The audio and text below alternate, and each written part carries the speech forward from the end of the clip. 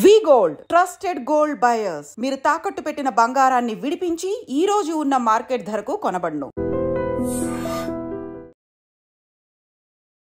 నమస్కారం, welcome to I dream ధర్మ మార్గం విత్ విజిత కార్యక్రమానికి స్వాగతం.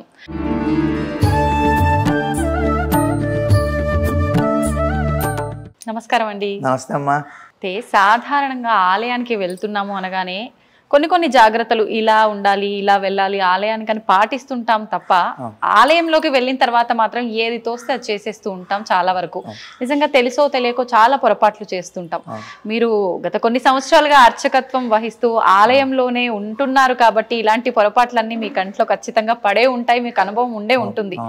ఎవరికైనా చెప్పడం జరిగిందా ఇలా చేయకూడదు అని? నిజంగా మీ మనసులో ఇవి చేస్తున్నారే, అరే ఇది తప్పు కదా, చెప్తే బాగుండు అనిపించి చెప్పకూడని విషయాలు, చెప్పక ఉండిపోయిన విషయాలు ఏమన్నా ఉన్నాయి ఆ పొరపాట్లకు సంబంధించి? చాలా ఉన్నాయమ్మా.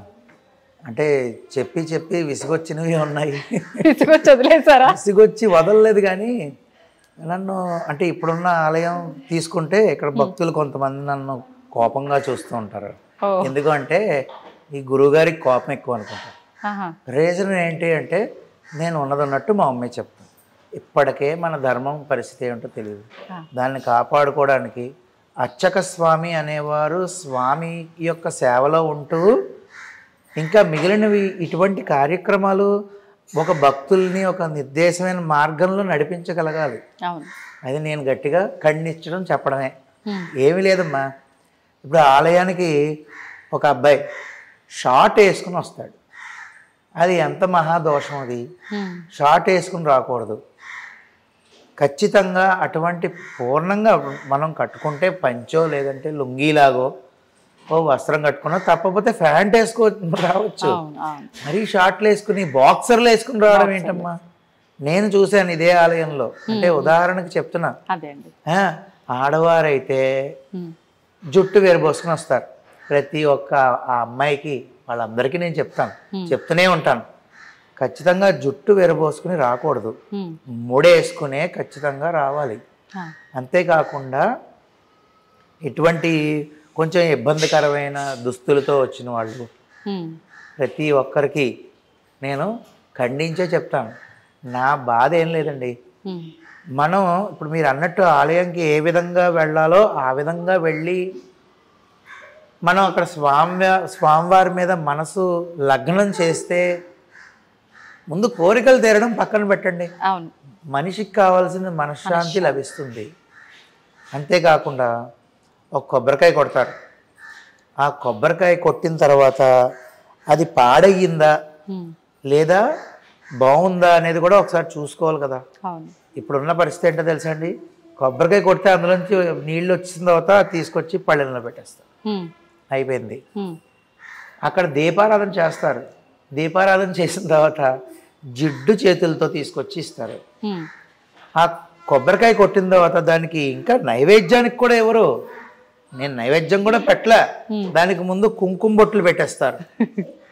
అది కుంకుమ బొట్లు ఏ విధంగా పెడతారు? అసలు కొబ్బరికాయకి పెట్టకూడదు. ఇప్పుడు నేను కొబ్బరి పచ్చడి చేసుకోవాలనుకున్నానండి. సరే, నేను స్వామివారి మీద భక్తి కలిగిన వ్యక్తిని కాబట్టి అంటే నా గురించి ఉదాహరణ చెప్పుకోవాలి కాబట్టి చెప్తున్నాను. కానీ నేను ఇలా అని అనట్లేదు. ఆయనకి ఒకసారి నైవేద్యం పెట్టేసి నేను కొబ్బరి పచ్చడి చేసుకుని తింటాను, దోషం లేదు అందులో. కానీ ఆయనకి నేను కుంకుమ బొట్లు పెడితే తింటానండి కుంకుమ అన్న ముక్క. అలా కాదు. అది పూర్వం ఏంటంటే ఆ కుంకుమ ఇంటికి తీసుకెళ్ళాలి అనే ఉద్దేశంతోనూ కొంచెం దాని మీద పెట్టుకుని బొట్టు పెట్టుకుని అందరికీ గుడికి రాని వాళ్ళకి అవకాశం. ఇప్పుడు అలా కాకుండా పక్కన పోండి కవర్లో కాగితాలు ఉన్నాయి కదా, దాన్ని ఎందుకు పాడు చేయడం? పోనీ వెళ్ళేటప్పుడు తీసుకెళ్ళచ్చు కదా, ముందే బొట్లు పెట్టి స్వామికి ఎలా ఇస్తారు? ఎన్ని అంటే జరుగుతున్నాం చాలా. మీరు అన్నట్టు అర్చక స్వామిగా ఉన్నాను కాబట్టి ప్రతి నిత్యం నేను చూస్తూనే ఉన్నాను. ఓకే, యాపిల్ పండించారు స్వామికి. ఆ కాశ్మీర ఫలం అంటారు దాన్ని. ఆ ఫలాన్ని తీసుకొచ్చి ఇచ్చారు. దాని మీద స్టిక్కర్ కూడా తీయరు. స్టిక్కర్ కూడా తీయకుండా ఫలాన్ని తీసుకొచ్చి స్వామివారికి ఇచ్చేస్తే, అదే నువ్వు తీసుకున్నప్పుడు ఏం చేస్తావు? శుభ్రంగా స్టిక్కర్ తీసుకుని కడుక్కుని తింటావు. అయితే ఇప్పుడు భగవంతుడికి సమర్పించే పండ్లన్నీ మనం కడిగి పెట్టాలండి? ఖచ్చితంగానమ్మా. ఆ ఫలాన్ని బట్టి ఉంటుంది. ఖచ్చితంగా ఏ ఫలమైనా సరే అమ్మా, శుద్ధిగా ఇవ్వాలి అంటారు. కొన్ని ఇప్పుడు ఫర్ ఎగ్జాంపుల్ పంపర పనస పండు ఉంది, స్వామివారికి నైవేద్యంకి ఇస్తాం, లేదా పనస పండు నైవేద్యంకి ఇచ్చారు అనుకోండి, నాకు ఇచ్చిన వాళ్ళు ఉన్నారు, కడిగి పెట్టవలసిన అవసరం ఉండదు. దాన్ని శుభ్రంగా నీళ్లు జల్లి శుద్ధి చేసి స్వామివారికి పెట్టచ్చు. ఒకవేళ భక్తులు కడిగిచ్చినా మళ్ళీ మేము అర్చక స్వామిలో నీళ్లు జల్లుతాం. కానీ నేను అనేది ఏంటంటే ఇచ్చే పండు ఎలా ఉందో చూసుకోండి అంట, అంతకు మించి ఇంకేం కాదు. అరటిపండు ఒకవేళ మనం స్వామివారికి ఇస్తే కనుక నైవేద్యంకి బయట రెడీగా ఉంటాయి, రూపాయికి ఒక పండు చెప్పున అవి కొంటాం. అదే నేను తినాలనుకుంటే నేను చక్కెరకేళి అరటిపండు కొనుక్కుని తింటాను. అది ఎంతవరకు సమంజసం? అంతేనా కాదండి? అంటే ఆలయంకి వచ్చి మనం తెలిసి తెలియక ఎన్ని తప్పులు చేస్తున్నాం. నేను బాగా బాధపడిన విషయం, చెప్పి చెప్పి చెప్పి విసుగొచ్చిన విషయం ఏంటంటే పుష్పాలు ఇస్తారు స్వామికి, పువ్వులు. ముందు అక్కడికి వెళ్ళి గరుడాల వారి దగ్గర దీపారాధన చేసేసుకుని పసుపు కుంకుమ బొట్లు పెట్టేసి ఆ పువ్వులు పాడి చేసేస్తారండి. మొత్తం నూనె జిడ్డు చేసేస్తారు పువ్వులన్నీ, దాన్ని తీసుకొచ్చి స్వామికి ఇస్తారు. నేను ఇలా పట్టుకోగానే నాకు జిడ్డు అంటుకున్న విషయం పక్కన పెట్టండి, ఆ జిడ్డు కలిగిన పువ్వే నేనే మీకు ఇస్తాను. మీరు జిడ్డుగా ఉందని ఏం చేస్తారు? పక్కన పడేస్తారు తప్ప తీసుకుని మీరు తలలో పెట్టుకుంటారా? అంటే మనకైతే ఒకటి, స్వామికైతే ఒకట. ఎన్ని పువ్వులు ఇస్తారండి మళ్ళీ. ఆ పువ్వులన్నీ ఒకదానికి రెక్క ఉండదు, ఒకదానికి కాడు ఉండదు, ఒకటి పసుపు కుంకుమ, ఆ తర్వాత జిడ్డుతో ఉంటుంది. నా బాధ ఏంటంటే నేను మొత్తుకుని చెప్పేది, పెద్దలు చెప్పిన విషయం ఏంటంటేనండి, పాడైపోయిన పుష్పాలు, అసలు సమంగా లేని పుష్పాలు ఇస్తే స్వామికి పూజకి 2 దోషాలు జరుగుతాయి. ఒకటి అర్చకుడికి చిన్న దోష ఫలితం వస్తుంది పూజ చేస్తే. రెండోది అవతల ఇచ్చిన వారికి ఉన్నదన్నట్టు చెప్తున్నాను, కాళ్ళు లేకుండా ఉన్న పిల్లలు, అంటే అంగవైకల్యాలతో ఉన్న పిల్లలు, ఏదో ఒక ఇబ్బందితో ఉన్న పిల్లలు, ఇలాంటివి. అందుకనే స్వామికి ఇచ్చినప్పుడు తస్మాత్ జాగ్రత్త అంటారు పెద్దలు. మిమ్మల్ని ఏం అడగలేదు ఆయన, మీరు గుడికి వచ్చారు, సంతోషం, చూశాడు ఆయన. మీరు ఆయన చూడడం కాదు, ఆయన మనల్ని చూస్తాడు, సంతోషం. ఒక్క పువ్వండి, నా దగ్గర భక్తులు ఉన్నారు ఇక్కడ, స్వామివారి భక్తులు, ఒక పువ్వే మళ్ళీ అది కవర్లో పెడితే రెక్క ఎక్కడ పాడవుతుందా అని జాగ్రత్తగా తెచ్చిస్తారు. ఒకళ్ళు ఉన్నారు, ఒకే మారేడు దళం ఇంతే ఉంటుంది, స్వామికి బెల్వదళార్చన ప్రియాయ నమః అనే నామం. మరి తీసుకొచ్చి ఒకే మారేడు దళం చిన్నది, అది చూస్తేనండి ముద్దొచ్చేస్తుంది మనకే, అంత అందంగా ఉంటుంది, తీసుకొచ్చి స్వామివారికి పెట్టండి అంటారు. చాలా నాకు ఎంత ఆయన సంగతి సరే, నేను సంతోషపడిపోతాను. ఎందుకంటే ఎంత భక్తిగా ఇచ్చింది జాగ్రత్తగా అపురూపంగా తీసుకొచ్చారు అని చెప్పేసి అనుకుంటాం. పారిజాత పుష్పాలు ఉంటాయి, ఒకళ్ళిద్దరు ఉన్నారు అంటే అది ఉంటే ఇది ఉంటుంది అన్నట్టు. పారిజాత పుష్పాలు ఎంత సున్నితం, అది కింద పడింది తీస్తేనే పాడైపోతాయి. అటువంటి పారిజాత పుష్పం ఒక్క రేఖ మీద డాగు లేకుండా తెచ్చి ఇచ్చిన వాళ్ళు ఎంతమంది ఉన్నారు. అంటే మీకు కావాల్సిన శ్రద్ధ. నేను ఇంతకు ముందు చెప్పింది ఒక కోవ, ఇప్పుడు చెప్పేది ఒక కోవ, అంతే కదండి. మీరందరికీ కావాల్సింది శ్రద్ధ. అప్పుడు ఒక పువ్వు, ఒక పుష్పమో తోయమో ఇవ్వండి అన్నట్టు, ఫలమో అన్నట్టు ఒకటే తీసుకొచ్చి ఇస్తే చాలండి, ఖచ్చితంగా స్వామి అదే స్వీకరిస్తారు. కానీ ఆలయంలో ప్రతి చోట జరిగే తప్పులు ఇవే. అర్చక స్వాములు అందరూ కూడా చెప్తూనే ఉంటారండి, ఎక్కడా కూడా మాట వినేది లేదు. జిడ్డైపోయి రెక్కలు ఊడిపోయిన పువ్వులు, కొబ్బరికాయ విషయంలో చెప్పాను, పళ్ళ విషయంలో చెప్తున్నాను, ఇవన్నీ ఉంటే ఎక్కడ భక్తి శ్రద్ధలు పెరిగిపోయి ఏ కోరికలు తీరిపోతాయండి. అంటే ముందు మనలో భక్తి అనేది ఉంటే తర్వాత మనం స్వామివారి మీద మన మనసు లగ్నం చేయగలిగితే తర్వాత ఆయన చూస్తాడు. ముందు మన దగ్గర ఏముంది మనం చూపించడానికి? మనసులో ఉన్నటువంటి భక్తి అనే కలవ పువ్వు ఏదైతే ఉంటుందో ఆ పువ్వు తీసుకెళ్ళి ఆయన పాదాల దగ్గర లోటస్ ఫీట్ అంటూ ఉంటారు. ఏమిటండి అది? అంటే మన మనసులో ఉన్న భక్తి అనే పువ్వుని, కమల పువ్వుని తీసుకెళ్ళి స్వామి దగ్గర అర్పిస్తే అదే ఆయనకి కావాలి. ఎన్నిసార్లు వచ్చేసి 108 ప్రదక్షిణాలు చేసేస్తాను, పరిగెడుతూ ఎందుకండి ప్రదక్షిణాలు చేయడం? ఈ ప్రదక్షిణలు చేసే విధానం కూడా నామస్మరణ లేకుండానే మీరు అన్నట్టుగా పరిగెత్తుతూ హడావిడిగా తిరిగి వాళ్ళ పని అయిపోయింది, వేరే పని ఉందని హడావిడిగా వెళ్ళిపోతారు. కొంతమంది అదే పనిగా అతి భక్తి ప్రదర్శిస్తున్నారేమో అనిపిస్తుంది ఆ ప్రదక్షిణలు చేసే విధానంలో కూడా. ఎలా ఉండాలండి అసలు? అంటే ప్రదక్షిణం అంటే ప్ర ధ క్షి నా అని 4 ప్ర అంటే మనం వేసే ప్రతి అడుగుకి మన కర్మలు నశించిపోతూ ఉంటాయి. అలాగా పాప క్షయం ఏదైతే ఉంటుందో ఆ క్షయం అంటే పాపాలన్నీ క్షయం అయిపోతాయి. ఆ తర్వాత ప్రదక్షిణం వల్ల ఆఖరిలో మోక్షాన్ని పొందుతాం. ఈ ప్రదక్షిణం అనేది చేస్తూ ఉండడం వల్ల దానికి చాలా అర్థం ఉంది. మనం అడుగులో అడుగేసుకుంటూ నెమ్మదిగా చేయాల్సిన పని లేదు, కానీ ఆచితూచి అడుగేయాలి ప్రదక్షిణ అనేది. ఫాస్ట్గా పరిగెత్తేస్తే ఉపయోగం ఏముంది చెప్పండి? అంటే చేసేనని పేరుకి తప్ప ఉపయోగం లేదు. అది కైంకర్యం కింద రాదు. ప్రదక్షిణం అనేది నెమ్మదిగా చేసుకోవాలి. భగవన్నామ స్మరణతోనే ఉండాలి. మాట్లాడుకుంటూ కబుర్లు చెప్పుకుంటూ ప్రదక్షిణం చేస్తే పచ్చి. నీకు సమయం అయిపోతున్నదా, ఇంకా 10 నిమిషాలే సమయం ఉందా, దానికి తగ్గట్టు చేసుకోండి. 10 నిమిషాలే సమయం ఉన్నప్పుడు విష్ణు సహస్రనామం చదివేయాలి. కనీసం విష్ణు సహస్రనామంకి ఒక ప్రశాంతంగా చేసుకోవాలంటే 28 నిమిషాలు పడుతుంది. నీకు 10 నిమిషాలు పావుగంట ముందు వచ్చి కంగారు పడిపోయి నేను చదివేస్తానంటే నెమ్మదిగా ఆ 10 నిమిషాలకు తగ్గట్టు నా స్తోత్రం తీసుకుని ప్రశాంతంగా చదువుకోవాలి. అవును.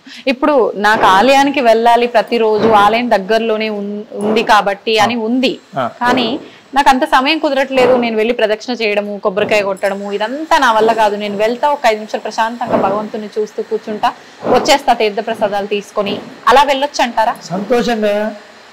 ఇప్పుడు మీరు అన్నట్టుగా ఆయన ప్రదక్షిణాలు చేయమన్నాడా, కొబ్బరికాయ కొట్టమన్నాడా, పూజ చేయమన్నాడా? మీరు ఏదైతే ఇప్పుడు అన్నారో అదే చాలండి. చాలా మంచి ప్రశ్న వేశారు. మీరు ఏమి చేయక్కర్లేదు, వెళ్ళండి, కాసేపు స్వామివారిని చూడండి, ఆయన ముఖార విందాన్ని చూడండి. శివాలయమా అభిషేకం జరుగుతూ ఉంటుంది, చూడండి, ఒక పక్కన కూర్చుని ఎవరికి అడ్డు లేకుండా తీర్థం తీసుకోండి, స్వామివారి పాదుకలు తీసుకోండి.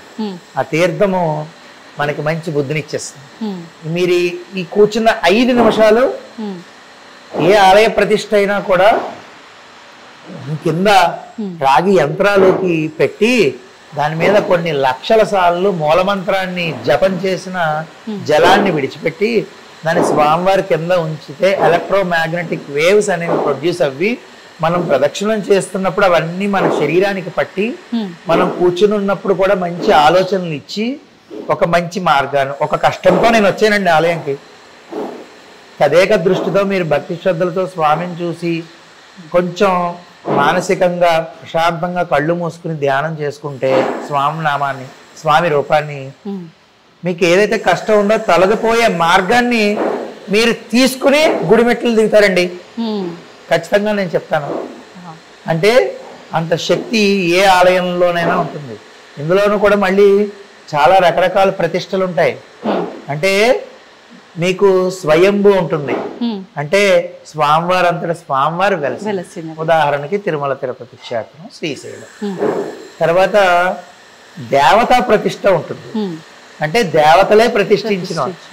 చూడండి చాలా ఆలయాల్లో ఇగోండి, ఇక్కడ భీముడు శ్రీశైలంలో చూశారనుకోండి, పంచపాండవులు ప్రతిష్ఠించారు అని చెప్పుకుంటుంది. అలాగా దేవతా ప్రతిష్ఠించిన మూర్తులు ఉంటాయి.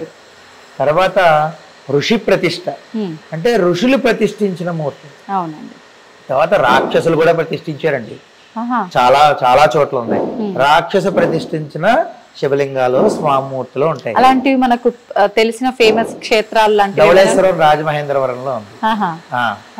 ఆ తర్వాత మానవులు ప్రతిష్ఠించినవే ఇప్పుడు మనం చేసుకుంటాం. ఎందుకు ఈ వర్గాలు ఎందుకు డివైడ్ చేస్తున్నాం అంటే, స్వయంభూ లింగము, స్వయంభూ ఆలయం తిరుమల తిరుపతి దగ్గరికి వెళ్ళి ఒకసారి గోవింద అంటే కొన్ని కోట్ల రెట్ల సార్లు అన్న ఫలితం వస్తుంది. అది దేవతా ప్రతిష్ఠ దగ్గరికి వెళ్ళారు, అక్కడికి వెళ్తే మనం ఒకసారి గోవింద అంటే 1,000,000 సార్లు అన్న ఫలితం వస్తుంది. తర్వాత ఋషి ప్రతిష్ఠ దగ్గరికి వెళ్తే కొన్ని లక్షల ఫలితం వస్తుంది. అదే రాక్షస ప్రతిష్ఠ దగ్గరికి వెళ్తే 1,00,000 సార్లు అన్న ఫలితం వస్తుంది. మనం ఆఖరి మానవ ప్రతిష్ఠ దగ్గరికి వెళ్ళి మనం ఓం నమః శివాయ అన్నాం అనుకోండి, ఒకసారి అన్న ఫలితం వస్తుంది. ఎందుకు చెప్తున్నానంటారా, ఇప్పటికీ మానవ ప్రతిష్ఠిత మూర్తులు ఏవైతే ఉన్నాయో అక్కడికి వెళితే మళ్ళీ వేల లక్షల మళ్ళీ వస్తుంది. ఏది ఫలితం. ఏ విధంగా అంటారా, మనం చేతుల్లోనే ఉంది స్వామివారికి ఇవ్వాల్సిన శక్తి. మనం ఈ నియమ నిబంధనలన్నీ పాటిస్తే, ఎంత క్రమశిక్షణగా క్రమబద్ధంగా ఉండి స్వామివారికి సేవలు నిత్యం చేసుకుంటూ వచ్చిన భక్తులందరూ సంతోషంగా ఈ విధంగా ఉంటే ఆయనలో శక్తిని మనం ప్రతి ఒక్కళ్ళు మనం వచ్చి చేసే స్తోత్రాల యొక్క శక్తి అంతా ఆయనకి వస్తుంది. అప్పుడు నేను గోవింద అని ఈ గుళ్ళో ఒకసారి అన్నప్పుడు, ఫస్ట్ లో ప్రతిష్ఠ అయినప్పుడు ఒకసారి ఫలితం వస్తే కొన్ని సంవత్సరాలు వచ్చే కొద్దీ కొన్ని వేల సార్లు శక్తి వస్తుంది. మన మానవ ప్రతిష్ఠ మూర్తులు ఏవైతే ఉన్నాయో మనకి మనం స్వామిని శక్తి పెంపొందింప చేయగలగాలి. అవన్నీ చెయ్యాలంటే ఖచ్చితంగా ఇలాగా కొన్ని నియమ నిబంధనలు చేస్తూ తప్పులు వహించకుండా ఉండాలి. నిజంగా అర్థం అవుతోంది మీరు చెప్తుంటేనే. చూస్తూ ఉంటారు పురోహితులు ఆలయాలకి వెళ్ళినప్పుడు కానీ, కొంతమంది చూసి చూడనట్టుగా ఉంటారు, కొంతమంది చెబితే వినేవాళ్ళు చాలా తక్కువ ఉంటారు. ఏంటి ఎప్పుడు ఇలా కోపగించుకుంటారు, ఏం పని పాట లేదా, ఆయన పని ఆయన చూసుకోకుండా అనుకునే వాళ్ళే ఎక్కువగా ఉంటారు. కానీ ఈ వీడియో రూపంలో అందరికి ఒక మంచి మెసేజ్ వెళ్తుందని ఆశిస్తున్నాను. నేను ఎప్పుడు నా ఛానల్లో చెప్తాను, 10 మంది మారినా చాలా మన అంతే అంతే. మీరు అంత దూరం నుంచి వచ్చినందుకు కానీ నేను చెప్పినందుకు 10 మంది అంతే. ధన్యవాదాలండి. జై శ్రీమన్నారాయణమ్మ, చాలా సంతోషం.